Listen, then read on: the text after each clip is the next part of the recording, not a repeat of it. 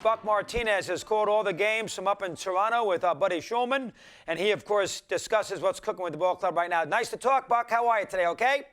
I'm doing well, Chris. How are you? Doing always well. Nice to have you aboard. Let's talk about the young kid. I know he's a high prospect, 99 miles an hour, 5 great innings last night. As advertised, give me a little rundown here on your star right-handed pitcher. Let me hear. Yeah, he's a pretty polished pitcher, Chris. He came into that game last night having thrown just 123 and a third innings in the minors. But he strikes out his first big league hitter, Trey Turner, with a great slider. He had good fastball. He threw a slider, changeup, curveball. He threw all of his pitches over 5 innings. He is really interesting because he understands exactly who he is and what he's capable of doing. Last night in the post-game interview, someone asked him, when did you know that your stuff was going to play up here? He said, when I saw some swings and misses on my slider and when I saw them wave at my changeup, I knew my stuff played up here.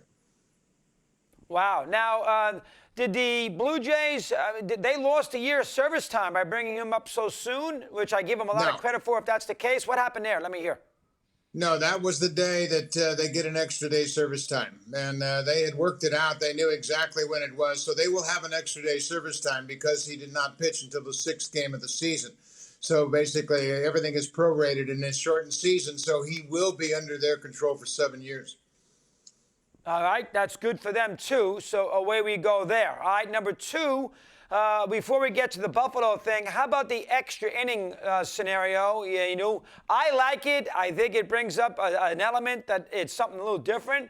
Now, you were there and you saw a team beat you after you got a lead in the top of the inning there in Tampa, and then you had the game last night. So you've had a couple of them, and you've lost them both as a home team and as a road team. So let me get a little sense of what you think about the 10th inning scenario with the extra innings. Go ahead.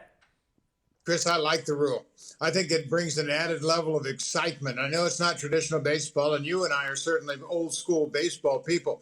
But I think the audience now, and we're trying to create more interest among the younger people, I think this is something that can really attract their attention. When you put that runner at second base, all of a sudden the complexion of the game changes dramatically.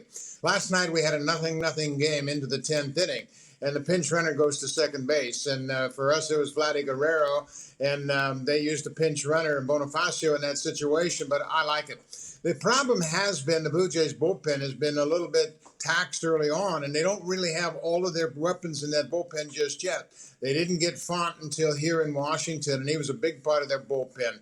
And they lost Giles, of course. So I think eventually the Blue Jays bullpen is going to be just fine. Tonight they'll have Hatch, they'll have Barucki, they'll have Anthony Kay available in their bullpen. But unfortunately, the 2 extra inning games, Shun Yamaguchi has pitched in his 2 Major League debut games down in Tampa Bay and here in Washington, and he's lost them both.